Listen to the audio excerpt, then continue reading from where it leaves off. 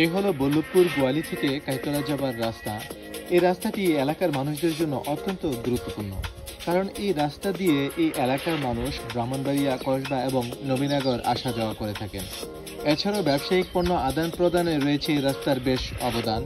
কসবা থানা থেকে নবীনগর থানা যাতায়াতের এটি একমাত্র মাধ্যম।